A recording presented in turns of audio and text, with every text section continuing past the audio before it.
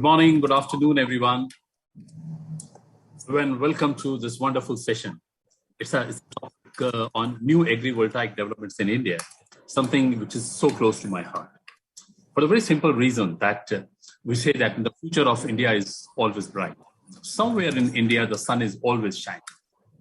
And that's the spirit we are taking for this extraordinary niche topic, new agrivoltaic developments in India, because this is where the future belongs. On one hand, India is talking about, India is talking about the revolution in the field of photovoltaic, but it cannot be completed unless there is an agrivoltaic attached to it.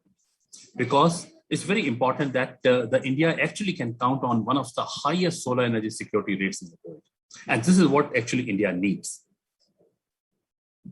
Something which can also tell us that as we are going for, forthcoming and the futuristic topics like vertically mounted bifacial solar panels, and there are a lot of studies which say that, 1 hectare of land covered by agri-photovoltaics in India would actually allow an electric car to drive around 21 times more kilometers than a combustion engine, using those biofuels which are produced on the same amount of land.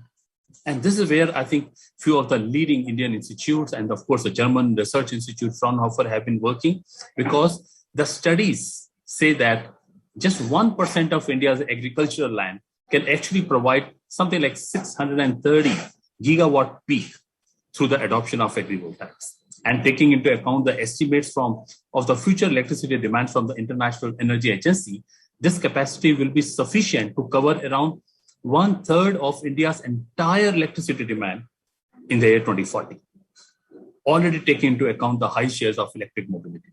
Now, with these new technologies like bifacial modules becoming the new norm, combined with the monoline single-axis tracking and cabling inside the mounting structure, agri-photovoltaics, friends, I can bet that it's now increasingly becoming a solution for gigawatt scale installation. And this is the very reason that we are up for this session. And I can that we'll be having a wonderful collage, a wonderful galaxy of speakers amongst us. We have Dr. Nicole Glanman, who is the Deputy Head of Commission Division from Federal German Ministry for Economic Affairs and Energy. We have Ms. Natasha Kuller, Project Manager at Indo-German Energy Forum Support Office as a moderator. And of course, there will be introduction and overview on Indian agrivoltaic pilot projects by Mr. Subramaniam, who is a Chief Executive Officer at National Solar Energy Federation of India. And of course, we have Mr. Sampath, the Managing Director of Oak Ridge Energy, who will be sharing his experiences with 110 kilowatt agrivoltaics plants in NCR region. And of course, last but not least, an overview on international agrivoltaics from none other than Mr. Maximilian Vorast, who is a researcher at agri-photovoltaics at Fraunhofer Institute of Solar Energy Systems in Germany. And of course, it will be followed by Q&A. So may I invite now Dr. Nicole Glanman to initiate his opening remarks. And we have a video from Mr. Glanman.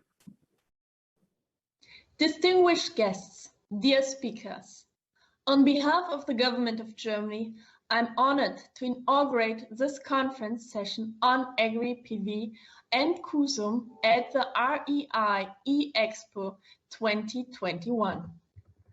Climate change, strained ecosystems, and the steadily growing world population require us to find innovative and sustainable solutions. Agri-photovoltaics certainly is a prime example for the kind of concepts we need to promote sustainable growth globally.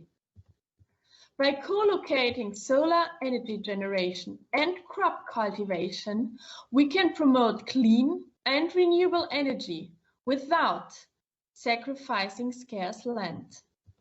Moreover, we can secure agricultural production from climate risks and save farmers' livelihoods.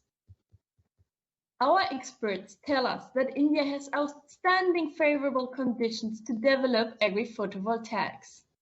Abundant sunshine and fertile soils could make India world-leading in the deployment of this innovative concept. The impressive list of attendees and speakers of this session shows that academia and business share this vision. As we will hear about during this session, agri-PV projects have already been deployed in India. However, more needs to be done in order to achieve large-scale rollout. I'm convinced that conferences like the REI e-Expo offer the ideal platform to facilitate exchange among the drivers of this innovative concept in India. I firmly believe that this professional exchange is vital to solve remaining questions in regard to agri-PV in India. My ministry and our partner ministry, the Ministry for New and Renewable Energy, are counting on your support to this important mission with your ideas and your passion. Both governments decided to look deeper into this topic and into the potential of agri-PV in India and Germany. In Germany, we are currently introducing special agri-PV premiums in large-scale PV tenders through so-called innovation tenders. Recently, an expert group from the private sector has defined the first pre-norm as a blueprint for an international DIN norm, which exactly defines what is vertical and what is horizontal agri-PV.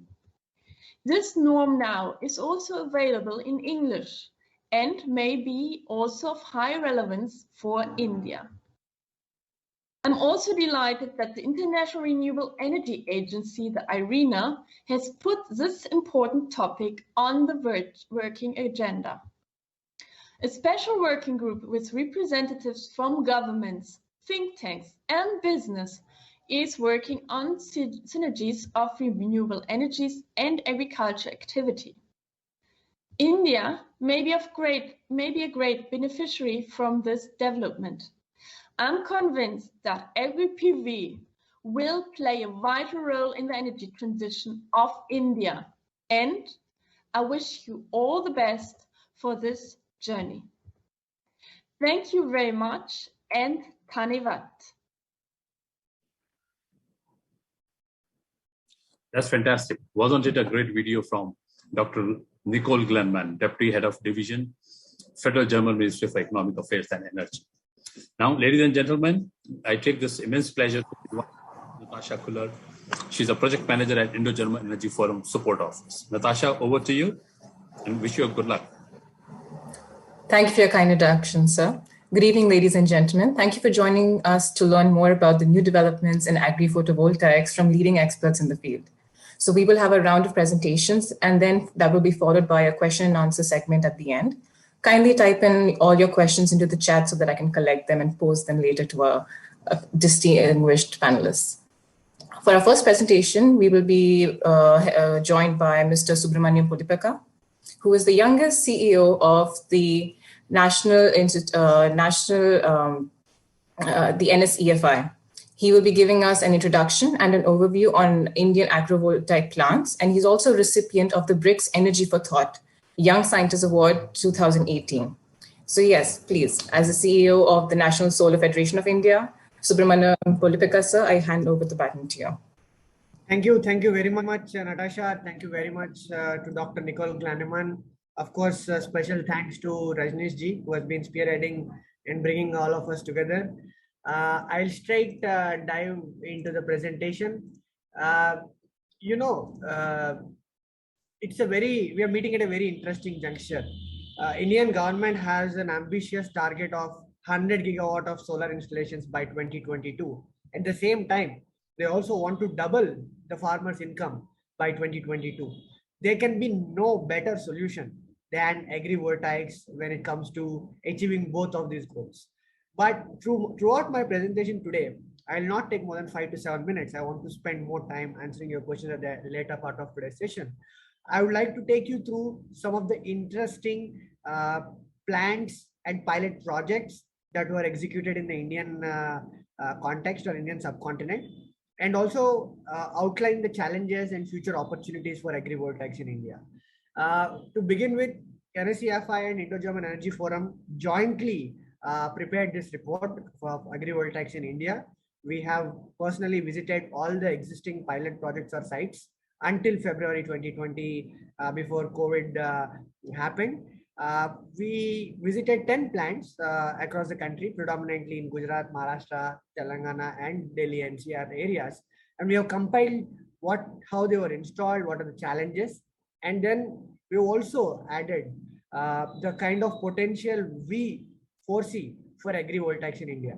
We are very happy that Honorable Agriculture Minister of India has mentioned this report in the Parliament in the previous session during March 9, 2021, saying that government is very strongly convicted to take forward the agrivoltaics concept. If you look at India's land use patterns, we have a very comprehensive law or infrastructure which categorizes the land based on its use, starting with forest, non-agricultural lands, barren lands, uncultivable lands, pasture lands, then tree crop lands, cultivatable wasteland, fallows, and net area. So this is the kind of land use patterns that exist in India, and we want to understand how which kind of lands have been used in Indian pilot projects for agrivoltaics, and what is the potential of using other land use classified areas for agrivoltaics. I'll quickly take you through mostly visual slides where I want to give the viewers a feel or a gist of how agrivoltaic plants actually look like. So this is a geographical distribution of agri PV plants in India so far. We have 2 more editions here since I last updated this plant. You can use this link to see the updated locations of agri PV plants. This is jointly maintained by IGF and NSCFI. We can see predominantly the agri PV plants are situated in the western part of our country and the northern part. Slowly in the southern part, the installations are picking up. So we can broadly divide India's agri PV plants into 3 categories. Number 1, where the farming is happening between the array space of solar plants. Second, where farming is happening below the solar power plants or solar modules at their conventional height. No separate measures are being taken. Third, a dedicated infrastructure in terms of raising the height of modules is there, which is supporting the growth of agrivoltaics through this elevated structure. You can see here in the picture, that is the guy in the bottom picture is me with wearing a suit in the scorching Gujarat summer heat. This is during one of our visit to the plant in Ahmedabad.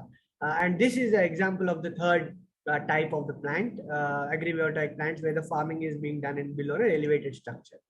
So this, I would now like to take you quickly through the agri PV plants and some interesting snippets of them. This is a bird's eye view of a 1 megawatt plant at Anand, Gujarat. This is the GIPCL's plant where the agriculture is being done by Anand Agriculture University. Here they are doing both interspace agriculture or interspace farming as well as below the panel farming. The structure of the panel is not in elevated way, but it's at the conventional height. But the interesting thing I would like to point your attention to is the lines you can see in between. So they have this thin, drip irrigation pipes throughout, a network of these pipes throughout the farm, which helps the irrigation part. At the same time, the water that is used to clean the panels falls all the way down the panel, where they are also cultivating crops. Like we have seen eggplant, potatoes, green chilies, spinach. I remember even seeing tomatoes there. This is a very successful project. They even involved local community here. This is another plant from Panandaro, Gujarat. This is GSECL's plant. Similarly implemented by one of our NSCFI trustee members, Harsha Bacchus. So here what they did is they use an elevated structure, and in India we often find seasonal tilt in many installed solar plants. That means there's a manual tilt which you can adjust based on the seasons. So this was captured just before they were tilting it for the summer season. The crops below that you can see are of eggplants and lady's finger. This is a very interesting plant. This plant is located in the premises of the Central Arid Zone Research Institute, Kazri in Jodhpur. They have done a phenomenal work. When I say phenomenal, I'm referring to the way they have documented. They have scientifically added references, conducted experiments, and have shown us valid data, or rather validated data to prove the impact of agrivoltaics on the performance of PV and vice versa, and also to understand how the water management can be done. So here, if you look at Jodhpur, is one of the most arid regions in our country. They receive one of the lowest rainfalls per year, not only in India, but on an average, if you look at, they are below average in terms of the Southeast Asian standards also. So water is very important there. So what this solar agrivoltaic plant does is they collect the water through the channels, that rainwater through the channels, and they harvest the rainwater with this infrastructure. And this water is reused to clean the panels and to serve for the irrigation of the crops that are being harvested in that area. I used to have another photo. I don't know why I don't have it, but if you look at the pipeline network here, these are the pipelines for micro irrigation. Below the panels, you can see a channel that is used to collect the water that is being disposed after cleaning the modules, and this entire water circles back to the tank that is installed in the campus. This is how we can truly demonstrate this nexus, the so-called nexus of energy, water, food. All three of them can be manifested here, and the security of this nexus is something that is of utmost importance for every one of us, especially when we look at it from a climate change point of view. And this is a very classic example of how water, food, and energy can be co-located, and the security of this nexus can be, the sanctity of the nexus security can be preserved in the Indian context. Another classic example, I would say, is of Cochin Airport. This is one of the first, or rather the only international airport that is powered fully with solar. They went one step ahead and they started agrivoltaics below the panels in the airport premises itself. And they have a very beautiful model where the employees themselves can take the harvest back to their home. This is something that we have never heard of, and I was very pleased to hear about that. But they have done a very marvelous job when it comes to co-locating agriculture and solar. Although they have installed the solar panels before, and the agriculture, or the notion of co-locating agriculture came later, but they have done a very good job in co-locating that. You can see pumpkins here. I even have some photos of brinjals, eggplant, and some good flowers there in the premises of Cochin Airport. This is a nice plant. Dr. Jay Prakash Singh will be the main person to talk about it. But for all of your information, this was started when I was there as a part of a project at NICE. I can take full credit of sowing some of the seeds of the plants with my own hand there back in 2016-2017. This picture was captured in April 25th, 2017 on a very sunny day when we went on a walk to see how the panels are performing. So this is another example of agrivoltaics where we have sown turmeric, spinach, tomato, and green chili below the panels, this thin film modules. And in between the inter-row spacing, we thought, why don't we leave a small stretch of grass for walking and cleaning the modules, and let us cover the remaining land with some artistic and beautiful flowers. As you can see, it looks so good, and I'm sure it looks better now. Maybe Dr. Singh can take us through when he talks about it. There is also, when we talk about agri-PV, we talk about farms, locations, rural areas, and agriculture lands. But this Bengaluru installation is sort of teaching us a lesson on how agri PV can be co-located in urban spaces also, especially on your rooftop. So you can see the rooftop solar panels, again, having a rainwater harvesting system or a clean water harvesting system, and plants in the pots below the solar panel. Is a beautiful way of utilizing both the power of solar as well as harvesting crops. So now I will quickly run through the challenges today in Indian context. The trade-off, Max will be the better person to answer this, although I come from reliability of module background. Since I am sitting in the policy chair, I limit my arguments or remarks to the policy and operations part rather than dwelling down into the technical aspects. But when we look at the infrastructure required for agri PV plants, we need an elevated structure which increases the cost of the solar system. So what is the trade-off between the increase in the cost and the yield below the panels and its counterproductive effect on the solar power generation? This is something that needs to be thoroughly researched, especially in the Indian context, to give a sense of confidence to the stakeholders. The second aspect is very important. At IRENA, I work very closely in the working group of energy, water, food nexus security. There we very often talk about how the stakeholder coordination is required. Here in agrivoltaics, you don't only talk about or rely on the solar developers. You need agriculture experts, you need water experts, you need farmers, you need local community help. So this kind of multi-stakeholder involvement most of the times is a benefit, but very often is also challenging. So this is something that needs to be very, very closely addressed if we want to look at a very bright future for agrivoltaics in India. Performance analysis is, I would say, sort of an underlying point for my first point on trade-off. What is the correlation between the yield increase of crops if they are co-located below the panels? At the same time, what is the impact of the yield or the vegetation below the panels on the performance of PV? As an electrical engineer and a solar researcher myself, that's quite an intriguing topic.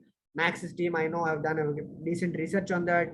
Kazari people have also done very, very important research on that. And I think it's high time we need to, do more pilot projects to dwell deeper into these kind of things. Going apart from operational challenges to the legal and other challenges, I think the land use classification in India needs to be tweaked for agrivoltaics. Today, you can't use an agricultural land for commercial purpose. A commercial purpose land cannot be converted to agriculture. So these kind of conflicts are there. And again, land is a state subject. You can't come out with a central, notion and implement it there. So this is something that we should look into. Apart from that, technical norms and standards are very important for any evolving technology. We need to work on establishing a set of standards. I'm very happy that very soon we'll work with IGF on best practices guidelines to establish standards on how agrivoltaic systems should be placed and designed. Finance is something that is very important. Affordable finance, the tariff for KUSUM structure and all are also very important. We have KUSUM scheme wherein component A, government themselves want 10,000 megawatt of decentralized solar between 500 kilowatt to 2 megawatt each. And this will predominantly come from agrivoltaics. 18 states have declared their intent to participate in it. 7 states have declared tariff. 3 states have already come with tenders. So I think the time is very, very right for taking a very aggressive steps to ensure agrivoltaics proliferation happens in a very intensified manner. We also have some very interesting tenders. I've not mentioned the Tamil Nadu tender of SECI and Auroville tender that's going on, but we have almost 1 gigawatt of tenders for agri PV as part of KUSUM component A in Odisha, in Madhya Pradesh, and Uttar Pradesh. So this is something very encouraging for us to look into. So last but not the least, NSCFI and IGF joint report states that if we use 1% of our irrigation land, we will have 187 gigawatt of agri PV. If you use 1% of our dry lands and convert them with vegetation, we will have 673 gigawatt of agri PV. And if you use 1% of our total arable land, which is predominantly supporting our India's food systems, we will have almost 895 gigawatt of agri PV. This is the potential of agri PV in India. So this is my last slide. This is another beautiful plant as a part of India Norway DST grant. currently being executed at the Dalbagh Institute near Agra, 10 kilometers from Taj Mahal. It's a very nice plant, and they also used trackers and multi-array installations to understand the impact of direct radiation, diffuse radiation on the crops as well as the solar production. So with this, I hope I've given a good context of what Indian agri-PV plants are, where are we, what are the challenges, and I would like to pass it back to Natasha to take the discussion forward. Thank you so much, Mr. Pulipaka, for bringing to our notice how many sites already exist and are successfully running in India. So yes, we have a good history of agrivoltaics in India. What a great overview. So thank you so much, sir. I would now like to call on Dr. Jaiprakash Singh to present the next segment. Dr. Jaiprakash Singh is the Director Technical of the National Institute of Solar Energy in Gurgaon, and he is heading the solar photovoltaic activities at this institute. He has more than 14 years of experience in solar photovoltaic research and development. Prior to joining NICE, he was also the head of silicon PV module technology at the Solar Energy Research Institute of Singapore. Sir will be giving us a presentation on the installation of vertical bifacial solar project pilot in India. Please, sir. Thank you, Natasha, and good morning or good afternoon to all of you, wherever you are in horizon. So let me share my presentation first. Are you able to see my screen? Yes, sir. Okay. You could also okay, put it in presentation mode. Yes, perfect. Yeah, sure. Okay. Thank you very much, and thanks Rajneesh ji for giving an overview that why India need to go for agri voltaic, and follow presentation by Subramaniam ji that we already started the work in agri voltaic field, and at different places you saw a lot of activities are ongoing in India. As far as NICE is concerned, as Subramaniam mentioned, that we also put some small like a flower or like a greenery next to our 100 kilowatt power plant. But other than this, because I recently joined 7-8 months back the institute, so I started working on like this vertically installed bifacial PV module. And my focus is purely for this presentation is bifacial PV module, because this can also be used as a agrivoltaic system in like a, in addition to the like a other PV module technology as mentioned by previous speaker. So let me give you a brief overview that how we started the pilot project and that what we are doing at National Institute of Solar Energy. So before going into the my presentation, let me give you an overview of my institute, National Institute of Solar Energy. We are an autonomous institute under the Ministry of New and Renewable Energy, Government of India. And we have around 200 acres of campus, which is well situated next to the Delhi NCR region. And we are at like a hill, a small hill is at Gwal Pahadi, and it is on Gurgaon Faridabad Road, which is a very nice and beautiful campus. You can see in the picture of our like administrative building here.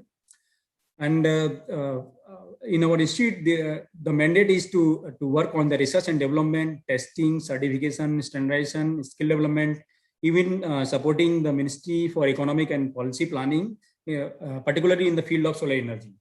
So we have more than 50 staff and researchers, and this is necessary for being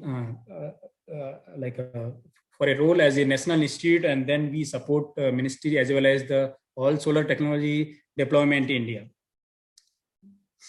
NICE has a 6 division through which we perform our all the activities, mainly solar photovoltaic, solar thermal, solar resource assessment, skill development, hydrogen, and also the consultancy and incubation center. So all through all these 6 divisions, we perform a lot of activities, for example, related to the testing and standardization. For this, we work with the MNRE and Bureau of Indian Standard. And also we have our full-fledged testing lab for solar module, battery, inverter, and all these related components. then we do different R&D projects and then product development, different innovative product development, which can be of like a mass use. So this is also one of kind of our major activities. And also we support the in terms of consultancy, various agencies and government agency or private organization. And nevertheless, we also involve heavily in skill development throughout the country. I mean, all the scheme, for example, Surya Mitra, Varun Mitra, or any other training which is given by Ministry of New and Renewable Energy, we are like mainly the executing agency for this training, so that so that India can have the enough skilled manpower to support its solar PV programs. Then outline of my presentation, I will just give a brief overview of bifacial technology, which I am going to present today. Then vertically install bifacial module, how we can use it for different application. Then like a brief like a highlight of what we have done at NICE. We have recently started this activity, so I will give you some of the initial finding or initial like photographs for this studies. Then finally summarize the work. As far as bifacial module concerned, we use bifacial solar cell in a glass or maybe in a transparent backseat from the rear side. These bifacial solar cells are capable of accepting light from both sides, so that you can get more energy incident onto the module or solar cell, and you can generate extra energy. As you can see in the middle picture, this is a bifacial module with a bifacial solar cell. Then sunlight can enter from both sides, and hence you can generate extra amount of energy. While in monofacial module, only light can accept from front side or one side only, and you can have the energy generation from this side. Main advantage of this kind of module is if you put them nicely or maybe properly installed in the field, then we can accept more energy generation, which can reach up to 20 to 30% or even higher if we can optimize or do some ground or albedo like a thing underneath the module. And this way they can use additional light which is coming from ground or from the environment, and rear side can also add to the energy which is generated from the front side. The left side picture shows that module can get direct light or diffuse light from front, and as well as some reflected light from the rear side. And most of the bifacial module, the norm says go for double glass construction, which also improve the reliability of the module by protecting solar cells inside the module. And also the topic which I will be covering, the most important thing is that we can use them in a vertical installation mode also. In monofacial, you cannot use this because the half of the energy will be lost. But if we use them in, we use the bifacial module in vertical mode, we can still use the both faces. I will give you more on this thing in my next slide. When we use bifacial module in a vertical installation, it can not only generate the electricity in morning and late evening, because if you see the picture, which is a simulation which was done by us in my previous organization, Solar Energy Research Institute of Singapore, and it was published that while standard monofacial module, you have a one peak. When we go for bifacial module in vertical mode, then you have one morning peak and one afternoon peak. So you can generate extra energy in morning and evening, although you lose some part of energy in the exactly noon time, because the sun is directly overhead the module, and the whatever light module is getting from both the faces is from after reflection from the ground, and the generation in noon depends mainly on the ground reflectivity or the surrounding reflectivities. But the special feature of this kind of module is you can use them for multi-purpose use. Like for example, you can use it for noise barrier and or fencing of any like properties, fencing of your farms, and also in agrivoltaic scenario. As we can see from the pictures on the right side, you can have these vertically installed module without consuming any extra space. they can generate the electricity. At the same time, you can grow the vegetable or any other crop in between these modules. Then bottom right picture also shows the is used as a noise barrier. Although we need to define is a property, the module property for an effective noise barrier, but it is doable and possible. And some of the noise barrier can be found in mostly in Europe actually. For our project, which we have a pilot study, we started last year, and recently we commissioned and finalized this plan. So the idea was that we want to evaluate the bifacial module performance, and we want to compare it with the monofacial of the monofacial module with the same technology and the same size at latitude tilt, which is the conventional wisdom of keeping the module at latitude tilt for maximizing the generation.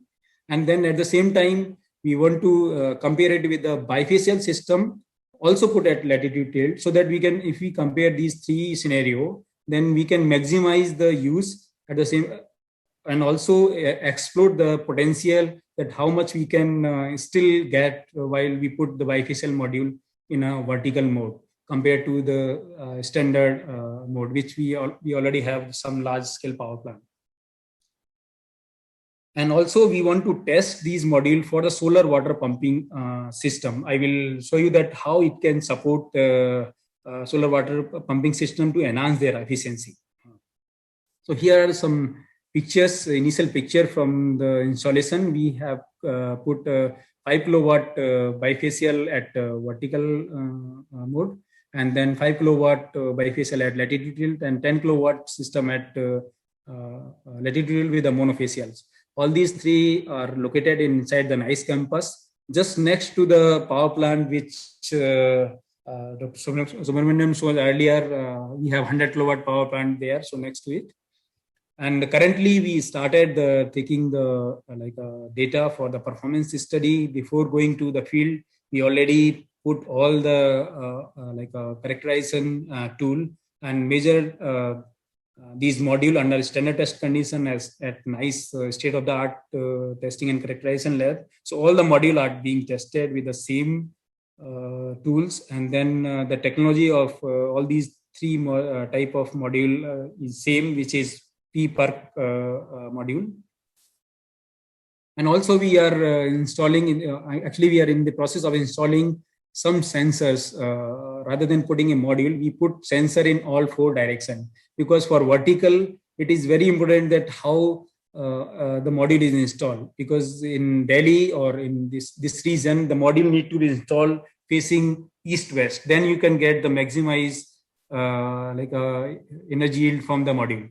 But this is not the practical case. In field, we might have a different direction. So one of the objectives of this study is that we want to evaluate that how the module will perform if we deviate from its optimum direction, which is east-west facing. So if you go for say 10 degree of 10 degree of east-west, then how much degradation or how much performance loss will be there. So this is also all things are necessary for using these module in different applications. And also we have some simulation study, preliminary simulation study for this system at this location. We use a very limited or very low value of albedo, 0.3 or 30% you can say, which could be like a practical case with the use of agriculture or related like a crop or this kind of thing. Then albedo will be definitely lower than if you compare it with snow or maybe the concrete or any other material underneath the module. So with this one, we have simulated that bifacial vertical module normally perform a little bit lower compared to their monofacial module counterpart monofacial module, and around 12 to 13% lower yield can be obtained. However, if you use the bifacial module in a latitude tilt, it can be around 8 to 9% with this much of albedo, 8 to 9% of higher energy yield compared to the monofacial. So still it's not that bad, because we can actually we are using these vertical module as a dual purpose, and also we choose very low albedo. Sometimes the albedo may go more than this, maybe 0.4 or 0.5 also possible. Then this is a typical one day for like a one day generation, how these three type of module generate. So you can see from the simulation that monofacial and bifacial are like having a similar pattern, although the bifacial generate a little bit more in a daytime throughout the day. And vertical bifacial, as I mentioned earlier, the peak is we have two peak, in one in morning and one in evening. So this way, this have some additional impact on energy generation profile of this kind of system.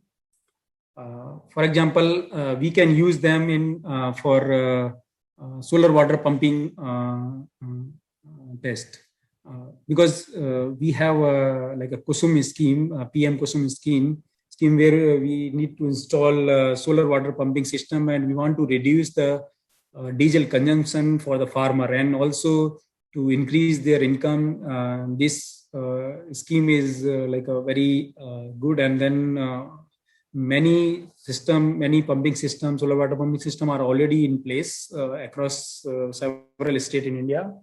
So if you use bifacial system instead of conventional monofacial, which have like a single peak graph, you can see that pump operating hour will be limited by a certain irradiance, because after certain irradiance or certain power generation, then pump stop working. So you have to optimize your pump throughout the day, that you do not have exactly the same amount of hour which you have the sunshine, like from 7 to 7, this kind of thing. And also the one more fact is that wire to water efficiency, pump efficiency also goes down when the irradiance goes down, means the generation of PV goes down. So whenever we are in a peak noon, the efficiency is almost stable at higher than at certain irradiance. But when we talk about morning and evening, the efficiency of pump goes down. In this sense, our proposal or our idea is that's what we are testing at NICE, that we combined bifacial at latitude tilt, which will have a generation profile of single peak, kind of like a conventional PV system, and with a bifacial vertical, which we will be having a dual peak. So if we combine with the different proportions, then we can generate a flat generation curve. So this flat generation curve will maintain the pump efficiency at like it's a peak level or close to peak level, and also we can increase some pump operation hour. As you can see in the graph, that pump operation hour for the green graph are a little bit higher than compared to the blue graph, which is with the only bifacial or only monofacial module.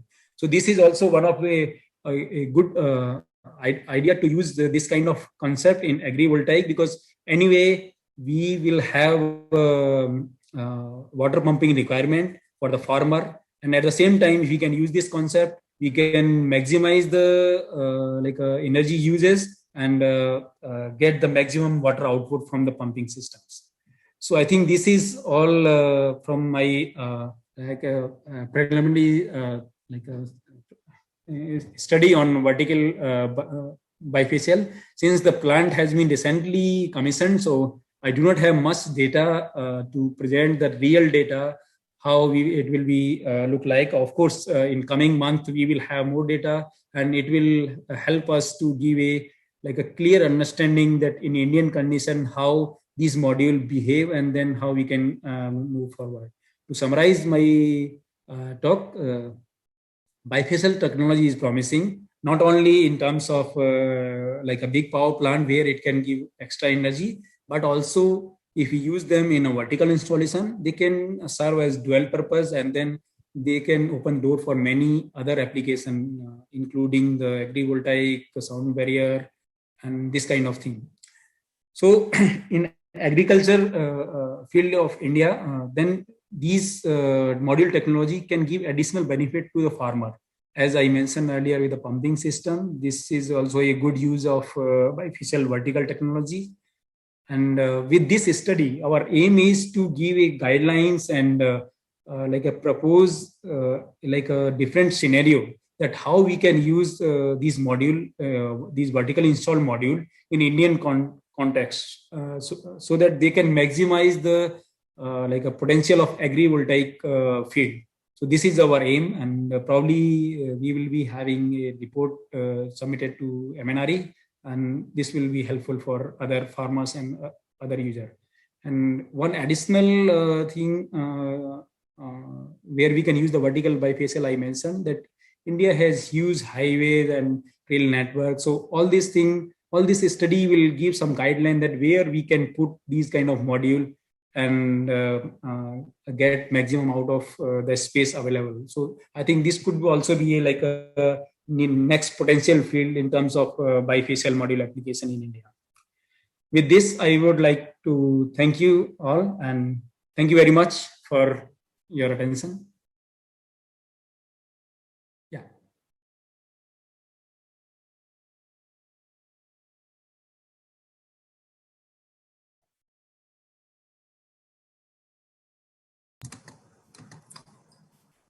Hello, sir. Thank you so much for sharing nicest experiences with us. It was an eye-opening presentation, and a pilot like that, I'm sure, is going to be a milestone in India's solar journey. Thank you so much. Thank you. Our next presenter is Mr. Shravan Sampath, the CEO of Oak Ridge Energy Private Limited. Shravan, sir, is a leading industry professional with about 15 years of experience in renewable energy, with leading organizations such as Reliance, L&T Infrastructure Finance, Equus Group, and Ampere Energy.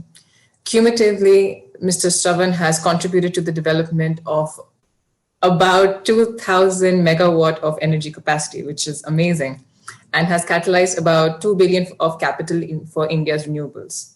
He has been very kind to share his experiences with his latest project, which is a 110 kilowatt agrivoltaics plant in NCR, which is the National Capital Region. Thank you so much for joining us and being willing to share, sir. The floor is yours.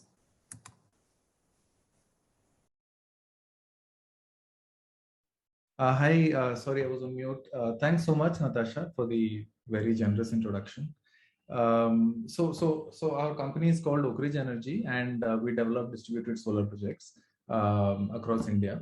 And one of the interesting projects we did recently was this 110 kilowatt agrivoltaic solar plant in Delhi. Actually, it's in the outskirts of Delhi. And since it's got all this very interesting and unique things about it, so we've been trying to sensitize people about the kind of challenges we face, the kind of opportunities there are. And I guess what we would bring in differentially and uniquely to this discussion is that we are developers, and the perspective we bring in would be commercial, operational, and ground level, as opposed to it being sort of technical or at a policy level. Our insights are more on how difficult it is to build these projects, how difficult it is to manage and maintain these projects. And that's where we are coming from. So just some details about the project. We commissioned it earlier this year. It's a 110 kilowatt project located in a place called Ujwa in Delhi. We are the developer. And this is developed as a regular project finance as part of a larger pool of projects, where we got debt from domestic financial institutions and equity was put by our company. The mounting structure is a 3.5 meter frame. And we'll see more about that as we go along. But the objective that we wanted to demonstrate here was that agriculture can take place underneath. And so we, that was one of the guiding design principles. Delhi as a city state has this concept of virtual net metering. So it's possible to distribute the power into various meters from one single location. And that's what we did as part of this facility. We worked with our client, which is KVK Ujwa, and the government of Delhi, BSES. And we got virtual net metering enabled to distribute this power into various agriculture research institutes. In terms of the crops that are presently being cultivated there, and we'll see more of the photos going forward, There's okra, tomato, brinjal, capsicum, leafy vegetables, root vegetables, and cole crops. Cole crops are like, cabbages or broccoli, things like that. So this is the crop profile which I started there, and I understand it's going very well. About this project, a little bit about this project and about the concept of agrivoltaics in general. As we grow as a country, I was just saying the other day, 50,000 megawatts we have installed. But going forward, it's not going to be easy to arrange that kind of land for solar projects. It is already proving very difficult for most of the developers. So it has been felt at a policy level that it's important to integrate agriculture and photovoltaics in some way, so that the farmer can be part of this development process. The land can be easier to acquire, and all of this makes sense to not only the developer community but also to the farmer community. There is also a key risk which has been highlighted in various forums, that the increased deployment of solar could genuinely threaten food security. And it is something which agrivoltaics as a concept is trying to minimize and mitigate. Agrivoltaics as a concept Subramaniam said a little while ago that there can be multiple types of agriculture integrated, whether the solar is elevated or underneath, or it could be between the rows of panels. But the one that we have done particularly is an elevated frame. And as many of you would know, there is subsidy available for some of these solar structures. There is a KUSUM program, and there is net metering available, which allows farmers to inject this surplus power into the grid. So what we did at KVK Ujva was that there was a farm of about more than 2-3 acres of land, on which we set up 3 rows of panels. And these rows were all 8 meters apart, and we set up these structures there, and we put 2 panel structures, basically 2 panels longitudinal. So the original thinking was, why don't we do 3 panels on one frame? Like we saw one of the photos previously, I think in Subramaniam's presentation, or I think in Mr. Subramaniam's presentation. We saw 3 panels and 4 panels, but then we did some research on this along with the research institute that we are working for. We found that it's far more beneficial to have 2 panel frame, because it minimizes the shadow that develops underneath these panels. And therefore it makes agriculture into a more beneficial proposition. That was one. The other thing was the distance between the columns. Again, very important, because one of the design parameters of this project was that we should have enough distance so that mechanized equipment can pass. So there was an extremely ambitious thought process out here, which is that not only should we be able to do agriculture, but also we should be able to do mechanized agriculture. So tractors and these kind of equipment should be able to pass under the panels. And that's why the distance between the columns we have taken is 5.25 meters. And basically this is how the entire layout looks like. In terms of the individual frames which are there, I've just put up the layout again for your reference. As I mentioned, the distance between the columns is 5.25 meters. The height starts at 3.7 meter. The design criteria was 3.5. 3.5 is pretty much the height of a tractor and a little bit above that. Right? The other thing which we, as a design challenge, the other thing we faced was in terms of the depth of the foundations. We realized that maybe 2 to 3 feet, the soil would remain either moist or weak, or would always remain involved in agriculture. So we went very, very deep into the soil, and we put very deep pile foundations to ensure that there is no structural weakness as we go along into a 5-year, 10-year, 20-year kind of project. So this is how we designed the structure for this project.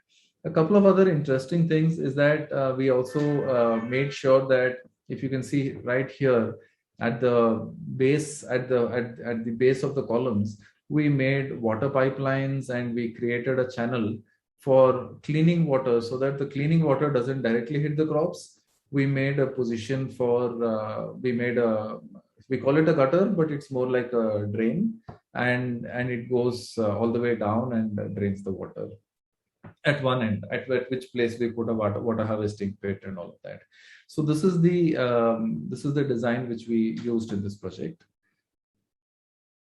A few of these photos again could be of interest. So what was done in this project was that the scientific partner, being Krishi Vigyan Kendra, they wanted to examine putting the same crops outside the solar area and inside the solar area, so that they could see the productivity difference. So this process was being done very scientifically, is being done very scientifically. So you can see on the south side, there are a lot of crops which are being just laid out, and they have nothing to do with the solar. So they have no shadow effect. And then as we go towards the panels, you see that the panels have significant underneath, the shadow effect is there. And there's a lot of crop growth underneath as well. So this over maybe 6 months or 12 months will give the researchers and the agriculture community a good idea as to whether it makes sense for this kind of a system to be scaled up at a national level. A few more pictures on this, just to give you a sense of what we're trying to do here. You can see this is the inverter area. So the inverter was mounted within the frame itself.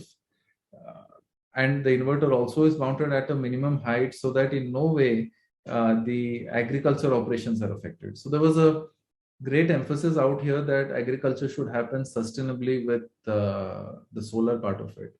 And that's pretty much how all of this was designed. I have a short video which kind of puts all this together.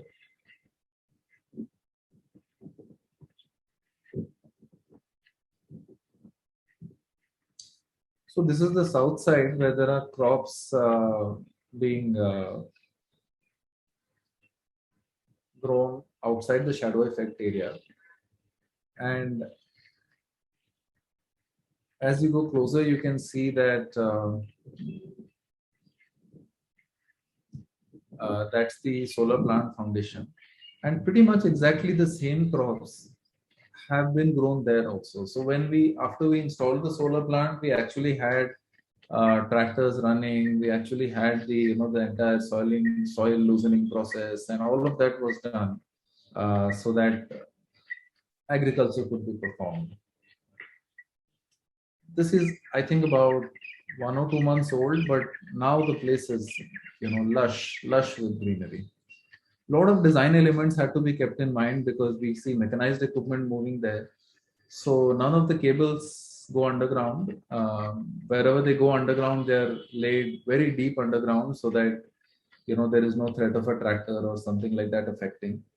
Most of the time, we have tried to keep all the cables overhead so that there is no issue.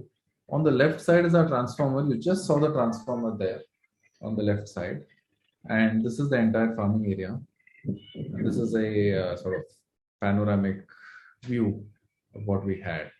So of course, this was a very interesting process for us. We do a lot of distributed solar, but this was very interesting for us because it was the first time we were looking at a project of this nature.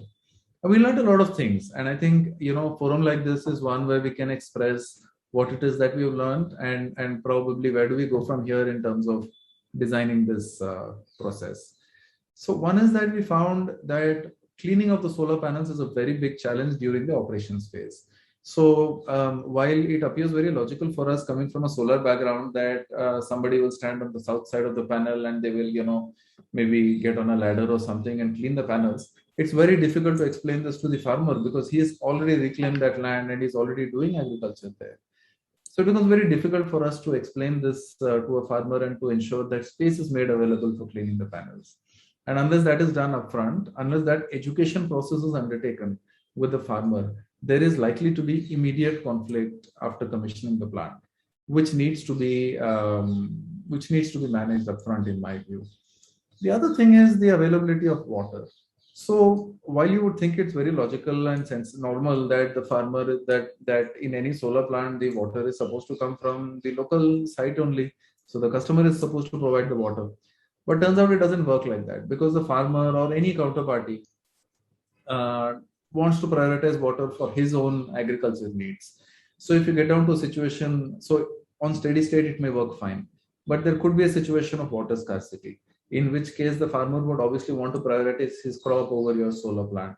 And I'm not sure how paperwork can handle that, or how a contract can ensure that water is made available. So this is one thing which we saw was a problem even while working with a research institute. On water, the other issue that we find is that water quality is different in different areas. Like, we had Khara Pani. Khara Pani is like hard water. We had hard water in the site that we were located, this Ujwa site. And we found it difficult to clean panels using that. So we actually had to request the client to arrange water from elsewhere. And being a research institute, they were happy enough to do that. But this is not the kind of work this is not the kind of diligence which generally goes into smaller solar projects upfront. So, and the KUSUM scheme is very disaggregated, part A. So if there is a situation where the developer does not do enough diligence in terms of the availability of water, the entire project could be a non-starter. And this is something which something I think people really need to keep in mind. The third thing is, of course, the soil quality. Now, generally solar plants are built, ground-mounted solar plants are built with some amount of piling, depending upon the quality of soil. But then we as a developer generally build the plant, and then we wait for the, we just wait it out for 25 years while we do the maintenance. But this is not one such scenario. You're going to see tractors there, you're going to see mechanized movement. Even if not mechanized movement, you're going to see regular, some sort of watering of the plants and, development of the agriculture underneath. And that is likely to have an impact on the quality of the structure, the structure of the soil there and the quality of the soil there. And how does that impact our structure stability? That is something which again has to be studied carefully if one has to scale up this concept. During construction, obviously this was a project which was built more like a partnership with a government institution. So we were actually selling the tariff to a government agency. We were selling the power at a tariff. And we found that, we saw these tenders. Subramaniam had put up a list of tenders, Orissa and UP and all these tenders. 3 rupees 9 paisa and 3 rupees 10 paisa. These tariffs are not conducive to do agrivoltaic projects, that too where there is agriculture happening underneath the panels. Although that is one of the express stated goals of the KUSUM program. In fact, the KUSUM policy document also says that separate tariff guidelines will be announced in case elevated frames have to be there. So I think that notification has not come through, and many states have not announced a separate tariff for that. Unless that happens, I don't see these kind of projects taking off. The other important aspect which we see is that as a developer, what is of interest to us is that we need to have a partner who understands the value of solar project as well. So if there is a blind and a clear expectation that agriculture will continue unabated, I'm not sure that is good in the long term. There needs to be a set of compromises which the parties need to agree upfront, probably contractually, also sensitizing the farming partner on this. And unless that happens, I don't see how farmers and solar developers can work together. The larger issue, I think, I have also mentioned it below, is that there is this whole issue of managing two different stakeholders out here. One is agriculture and second is solar developer. So, the typical MNRE way of doing things, which is to, create a standard bidding document and then to float it and then expect that people are going to participate. I'm not sure that's going to work here. What we actually need out here is some sort of engagement with people on the other side. Like I can tell you most of when we did this project, now I'm flooded with offers from other farmers in the nearby community. There is this huge green belt around Delhi, and all of them now want to do solar because they see this project as being hugely successful. All of them want to do solar, but nobody wants to commit 25 years. Everybody is like, well, we are happy to commit because it's Delhi or any parcel of land. Agreeing to a commitment of 25 years on it is a big one. So whether the scheme can be toned down to 15 years PPAs, the plant can be relocated or junked in 15 years, the return recovery can take place in 15 instead of 25. So these are conversations which need to happen in our view, so that the scheme can be made successful. In addition to that, agriculture, the farmer needs to be told about the requirement of water, the requirement of minimal movement under the panels. And these are all, in my view, these are all aspects which need to be kept in mind. I think the best way a scheme would be structured to really scale up this business is what I think the Delhi government is trying to do. They're trying to create this kind of a scheme so that the farmers in the green belt around Delhi can set up solar plants on top of their fields. And they're also creating changes in land laws to provide for that. I think every state needs to take the initiative and come out with a unique solution for the farmers in their state and what works for the farmers in that state vis-a-vis developers, and then bring about that kind of engagement. Right now, we are seeing a movement which is driven typically by and mostly by the Ministry of Renewable Energy, and the expectation that somehow the Ministry of Renewable Energy knows what's best for a farmer, which I'm sure is probably not the best idea, given that they have a radically different understanding of how this is going to play out. And they would always put their interests on top of a solar developer's interest. And in case of a dispute or litigation, as developers, our concern always remains that courts will not take favorable views in our favor compared to what a farmer would expect. So I think all of these need to be kept in mind. Otherwise, it's a interesting possibility for generation of solar power along with agriculture. And that's it. Thank you so much. Thanks for your time.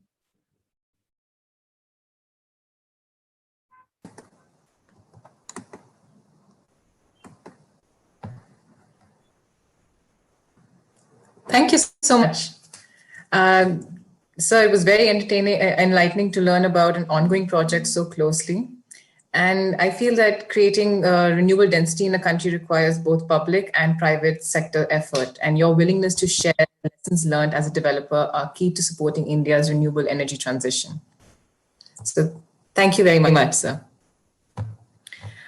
I would now like to call on our speaker across the sea, Mr. Maximilian Vost from Germany. He is a researcher on agri-photovoltaics with the Fraunhofer Institute for Solar Energy Systems, and he has contributed to several studies, including feasibility studies and scoping studies for agrivoltaics. So yes, quite an expert. His main focus lays in agrivoltaic technology assessment and innovation transfer in a developmental context. His dream is to one day see all Indian farmers living in a sustainable prosperity with the help of solar PV energy and modern agriculture. So kindly welcome Mr. Maximilian Vost as the last presenter. Thank you. Yes, thank you, Natasha, and for a very nice introduction. I think we have 20 minutes now left, right? So so I keep it short that we have some question opportunities afterwards.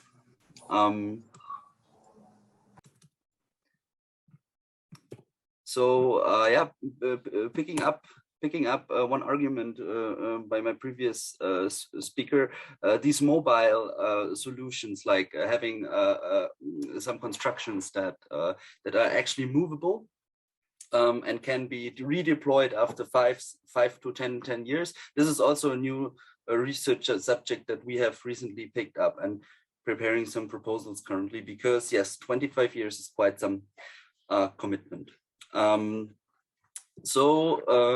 Today, I will just briefly talk about integrated PV, definition and classifications of agrivoltaics, our research and development results of our 2016 pilot in APV Resolar in southern Germany. I might skip that for time reasons, but I will definitely talk about current innovative systems, give some overview there, and also talk about international community of agrivoltaics and general research ahead.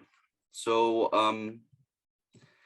yeah, just a brief overview of our department, of where we are located within this big Fraunhofer organization. We are part of the integrated PV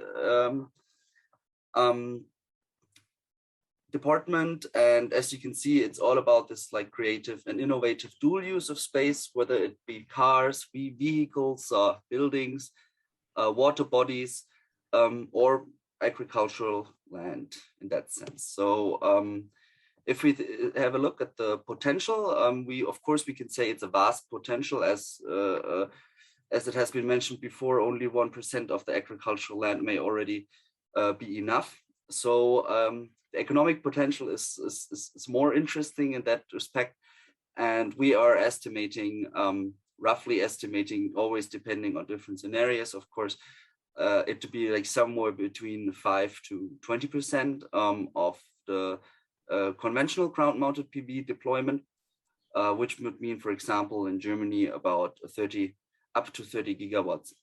But of course, that is speculation. Nobody really knows the future. So it really depends on what we are developing now, what kind of discussions in terms of policy we are having now, but just as a frame here. Yes, classification. So what does agrivoltaics actually mean? This is from a paper which we have worked out and elaborated in Fraunhofer, also in collaboration with Iranian scientists.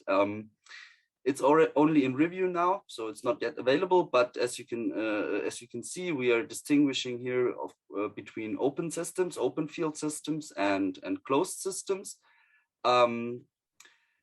The building integrated, like for example, rooftop on top of barns, we don't actually see this as agrivoltaics because this is more rooftop. But if we talk about greenhouses, then we are already going towards our sphere of definition in agrivoltaics. But the real deal is the open field system. So we have not the real deal, but more or less like what we are mostly looking at. As we can see here, we can distinguish between interspace and overhead, and then once again between fixed systems and dynamic systems, single or dual axis. And as we can see with some applications later, certain crops are more suitable for certain systems. So I will just move on now because we don't have so much time. You shall have the presentation later, and then of course can have a more detailed look at this. In Germany, we have spent, after more than 1 year of the stakeholders discussion, for a so-called pre-norm. This is not an official certification process, at least not yet. So it's entirely voluntary, but we managed to fix some major parameters here, meaning two categories. First, with a higher elevation height or clearance height of more than 2.1 meters, and then lower. So of course, depending on this elevation height, you can use more space below, or you can rather use the space in between. But as I said, this is only a pre-norm, so this is only for orientation and for testing. But of course, prospectively, our goal is to have a more obligatory technical standards. So in order to avoid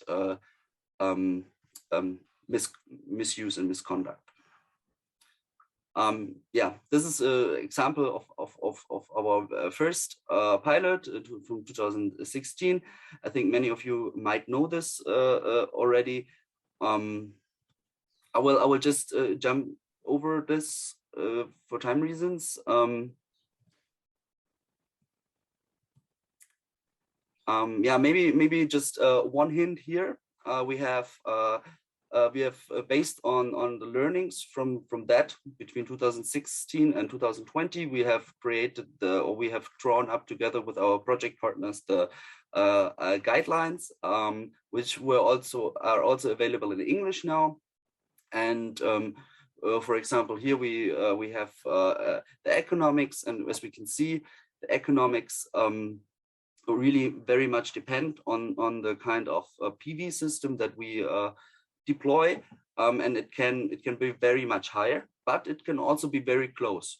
to the standard cost from conventional ground-mounted PV. In total, we can say, even though the costs are higher, only the PV system analyzed, the agricultural yields not yet factored in. But we can still say the PV system is already competitive with roof-mounted or rooftop PV. So you can, there's also the link, so you can also check out this this guideline for more detailed information. What I want to talk about actually is the new stuff, which we have just recently completed construction of orcharding or horticulture pilot in Rheinland-Pfalz, which is in very much in the western corner of Germany. And here we are planting together with our project partners some apple plantation. And as you can see on the pictures, we have a reference field with standard hail protection nets. And then on the right side, we have the PV panels, also with different densities. So as you can see, the panels are semi-transparent with different rates of transparency. And we also extended the panels so that they are larger, so they can protect more, but still letting the light through there.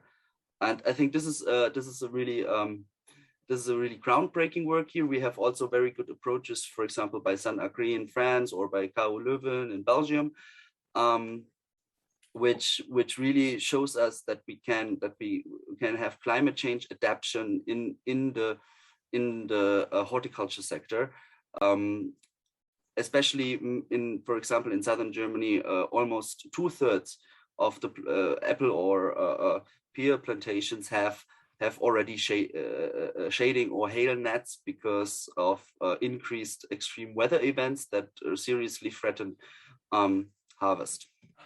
Okay, yeah, sorry for being a little quick, but here we can see some other innovative systems. As I said already, in France, for example, they have a single tracking system with vine grapes there, 2.1 megawatts. In Italy, we have already a couple of systems by Remtech that are dual axis tracking. Also a very interesting approach, because you can exactly control the light as the crop needs it, but you can also favor electricity production at some points when the crop does not need so much light. So also very, very exciting topics. And as mentioned before, the orcharding systems by BayWa in the Netherlands and KU Leuven in Belgium. And of course, the vertical PV for better improved electricity supply management here. As mentioned by a previous speaker from NISE before, we have these wonderful production peaks in the morning and in the evening, which may have the potential to really stabilize our grid supply. Agrivoltaic megatrends, just quickly go for it, of course, because it's a very big topic again. A single and dual axis tracking, water management was also talked a lot about, integration with horticulture, and high value crops, and with the goal of actually increasing the yield. So not just saying, okay, we want to limit our losses, but actually being positive and like want to increase the yield. Automation, which is also a very future topic. Of course, we need to have more crop data. There is actually a lack of data. I mean, there are more and more demonstrators and pilots popping up around the world, but we still lacking something like a proper modeling tool for crop growth, and we also lacking like a central database for all these findings that have been researched in the past. And policy learning, of course, every region has its own agricultural structure, has its own PV industry structure. own political culture, own political economy. So we really have to learn more about in which context, which kind of policy can be helping us towards the target of sustainable agriculture and energy production. Okay, to close, I still want to highlight some aspects for the international community of agrivoltaics. So in June this year, we actually had a second conference, last year the first, and we actually further improved from 300 participants last year to 400, over 400 this year. So again, it was a really nice success with presentations, papers, discussions about almost anything which you can imagine of in terms of agrivoltaics. And yeah, save the date. It's going to be again next year. This time it's going to be in Italy. Probably maybe some, depending on Corona, probably some hybrid format. This year it was again online. So you but it will be also an online possibility. I'm pretty sure of that. So save the date, early June 2022. And if you want to submit abstracts, if you want to present something, then you might you have to think a little earlier. So you should start already preparing your abstracts until January, February will be the deadline around that. And another point is our international AgriPV discussion group with many researchers around the world here. There's the link. If you're interested in working together with us and collecting the knowledge, you are very much welcome to do so. And that's our small team.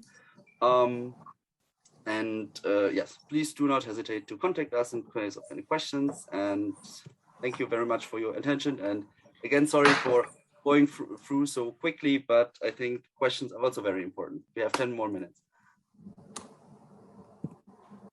Thank you very much, Max, for giving us those 10 minutes and also a wonderful presentation. Thank you very much. And we will look forward to seeing you next year at the 3rd edition of the AgriVoltaic Conference. So yes, thank you. A big round of applause to all of our presenters. Thank you so much for taking time out of your valuable day and being there to educate the rest of us on a very important topic. So now I would like to open the question answers. There is one question from the chat, from the audience. I would like to lead with that one first. So they were inquiring about the economics of agri-PV plants. Is there any cost-benefit analysis that anyone on this group amongst the presenters can provide about what is the economic sense of agrivoltaic plants? Maybe I'll start with my perspective. I believe Mr. Shravan will be the right one to answer this question anyhow. But from what we have seen in our study, the trade-off, let's say the amount that goes into increasing the structure's height and then investing in agriculture, that additional amount you're almost getting it back in less than 1.5 to 2 years. So that your ROI is very, very attractive. Number two, if you prefer to do agriculture at normal height of your solar installation without increasing the height, then the additional expenditure that goes into your crops or agriculture cultivation, you are getting that in less than 9 months. This is for one megawatt we are talking about, which we got data from Tandur in Telangana Mahindra Sustenance plant, similar from Gujarat plant in place is called here Jamnagar. I remember going there, but I don't remember the name of the place. But it's a 1 megawatt plant. There also they were telling us the same. Maybe Mr. Shravan can elaborate more. Please, Mr. Sampath. Thank you. So my views are slightly different. I think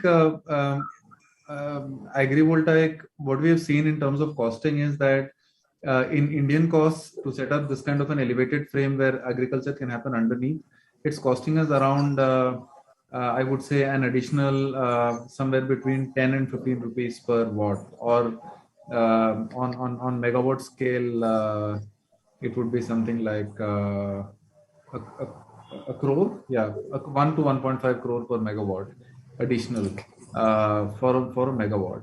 And a megawatt would be something like 4 acres of land, 3.5 to 4 acres of land. And so that would be the additional cost between 1 and 1.5 crore. While the additional agri income on something like that, to my mind, agriculture income does not go beyond 2 to 3 lakhs per acre in a very good scenario, cash crop kind of scenario. On 4 acres at best, you get about 8 to 10 lakhs. And with an additional investment of 1 to 1.5 crores, I'm not sure it's a directly beneficial concept at the moment, given the yields that agriculture has in this country. But having said that, I still think it's a very useful concept to have because of various other reasons. One is, of course, holistic development, because there is definitely a shortage of land in the country, and involving agriculturists in the process of solar development. Also, in some sense, it distributes the spoils of this sector, which is fast growing. And it can also help increase in farmers' income and other things like that. So it kind of distributes the earnings from a pure development farmers as well. Also, it's very difficult for farmers to generally part with their land. It's going to be even more difficult as we grow our solar capacities in this country. We'll need more and more arable land. So it's not going to be easy to take that land in the first place. So I think it's a bit of a go no go. It's going to be a bit of a go no go decision going forward. It is going to be required, agrivoltaics, but I'm not sure commercially the business case exists yet for totally doing this. That was very interesting to know, especially from a developer's perspective, from an ongoing project. Thank you for sharing that, sir. My next question would be related to a larger field of policy. Do you think the land use classification will develop over the next few years to incorporate agrivoltaics, or is this a pipe dream, as some would say, to change the land use classification that allows for agriculture, a hybrid activity to take place on an agricultural classified land?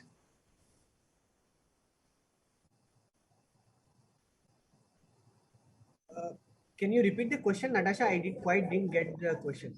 So a question has come from the chat. How do you see the policy for agrivoltaic subsidy and land use classification developing over the next few years? Can it be reformed? This is the crux of the question. Yeah, that's a very good question. In fact, if in our report, in one of our recommendations, that is our third or fourth recommendation, where we say that the land use classification is now poses an existential threat for agrivoltaic plants. If you look at it in a closer introspection, because number one, of course, we are a land of too many laws, and concurrent subject, electricity being concurrent subject, land being state subject, a lot of conflicts that arise. Yes. Second, there is a very strict rule of converting an agricultural land to a commercial land. Vice versa is not so difficult, but has not been done in an extent or scale that we talk about. So if you say, I'll take a barren land, I'll install my solar, I'll do my agriculture below, it might be less problematic. Then you say, I have a farm, I will install solar on the top, and I'll generate electricity and I'll do cultivation. So that is, the area of potential conflict. We have proposed it to both the Agriculture Ministry as well as the MNRE, Ministry of Renewable Energy. So far, we have got a very positive response. In component A, where the government themselves said you can install solar plants on farm fields within 5 kilometers radius of substation, they have actually waived that requirement off. So you are good to go there. So we want a comprehensive policy which will also consider installations beyond this 10,000 megawatt of government stuff. Thank you so much. Very detailed answer, sir. Thank you. I have one question for Dr. Jaiprakash Singh, if he would be willing to try it out. So it was very interesting to learn about the application of bifacial modules for as a barrier, especially in railway and infrastructure. So this is a specific question, but supposing a rail route that allows for east-west orientation, how many kilometers long would this barrier line need to be in order to generate at least 1 megawatt? Oh, this. Okay, for this one I haven't calculated, but this is fairly Just an simple. approximate idea, sir. Maybe in like recently we put a pilot line with a like I think 20-meter span of like a 10 kilowatt something. Okay, so 20 meters is 10 kilowatt, kind of approximate. So it depends like how high the barrier should be. It depends on that, like how many like a module you can put all together. So it depends all on the structure also actually, that how much it can support and how much noise barrier you need at which height. So with that, I think this is fairly simple to calculate actually, but right now I haven't. No, so I apologize for putting you on the spot. It was just a general query about distance, how long a distance of panels would be required to generate a certain amount of electricity. But thank you. It's interesting to know 20 meters equals to almost 10 kilowatt. Thank you. Our next question is, is there any foreseen farmer resistance from the farmer community to the agrivoltaic project that are being implemented across? Do you think this can be standardized and we can offer farmer trainings in order to get the farmer acceptance to rise for this? Or what do you think is the need in order to bridge agrivoltaics with the farmer sector? This is a very, very important question. And as I covered in my presentation, my second challenge, which is stakeholder collaboration. In agrivoltaics, it's a very peculiar stakeholder involvement, where you have the farmers, you have the developers, your water expert, your community, all of these people should work together. So we have seen classic examples in Indian context on how, the farmers, when they were told about the benefits, they have some misconceptions or apprehensions of what solar can do in the farms. These things should be clearly addressed. On the other hand, there are farmer societies and cooperative societies which are themselves being aware about agrivoltaics or solar plus agriculture and coming to the industry and asking the industry, why don't you come and set up plants here? So there are both sides of the coin, but as a fundamental rule, I think there should be sort of an awareness campaign to sort of sensitize the farmer stakeholders, farmer cooperatives in the grassroots levels in our rural area. So I think I just have something to add to that. See, I think Natasha, one of the important and I come from a commercial background. My sense is that if farmers have to be engaged in this process, I think the most important thing for them is to give them a remunerative price in terms of land lease. And if they can be partnered by way of giving them a good price for land, they understand everything. They understand how solar works and what is required. The only thing they need to have is a good enough rate for them. Now, one interesting example is Delhi government has the scheme called the Mukhyamantri Yojana, where they want to set up solar plants in the green belt surrounding Delhi. So they are offering some land lease of something like between 70 and 90,000 rupees per acre per year, escalating at 5%. So that is really good money. I mean, compared to what they would otherwise make in farming, that's really good money. And once the farmer is adequately remunerated, not only is he willing to hand over the land, but he's also willing to cooperate in the project's development and also its regular operation, because he knows that he'll get paid only as long as the project works sustainably. And all of this in some shape or form will only get converted to tariff and will get paid by a DISCOM, right? Now, obviously, DISCOMs don't like to pay developers, and whenever the tariff goes up by even 5 paisa for solar tariffs, people object. But turns out governments love to pay farmers year after year in loan waivers and all kinds of schemes. So it's very convenient, in fact, to have a scheme where through solar you can hand out money to farmers. In my view, the way to go about is to really create a really remunerative mechanism for farmers to make money out of this and become lively, active partners in solar power generation. Great. Thank you so much, sir, for your insights on this matter. And Pulpaka, sir, thank you for giving them as your basic recommendations in every publication so far. Yes, so we are actually out of time, and I would love to thank our esteemed speakers who have taken out time from their busy schedule in order to help the public learn more about agrivoltaics and its new developments in India. So I would request everyone, if possible, to share their video so that I can thank everyone and close the session. Thank you, Natasha, and esteemed panelists for delivering a much needed, I must say, need of the hour of agrivoltaic developments in India. Being India is an agriculture-based nation, what a better way to discuss opportunities and challenges pertinent to agrivoltaic developments in India in a forum like this. I trust participants will take away conclusive points made by experts. I like the wordings, nexus of water, energy, and food, sanctity to be preserved, by Mr. Subramanian, CEO, National Solar Energy Federation of India, followed by Dr. Jaiprakash Singh, Director Technical NISE, highlighted the importance of bifacial model in agri-photovoltaics landscape. One of classic example of increasing efficiency of solar pumps provide advantage to farmer. Then Mr. Saban Sampath, MD, Oak Ridge Energy Private Limited, enlightened us with agri-photovoltaic project, how crops cultivation and energy generation goes hand in hand, and touched all aspects very minutely. And last but not the least, Mr. Maximilian Borest from Fraunhofer Institute for Solar Energy Systems provided detailed highlight of agri-photovoltaic developments and innovations in Europe and how it can be adapted in Indian scenario. Thank you once again, everyone. Thank you once again. Thanks, Natasha, for moderating the session so nicely. Thanks you once again.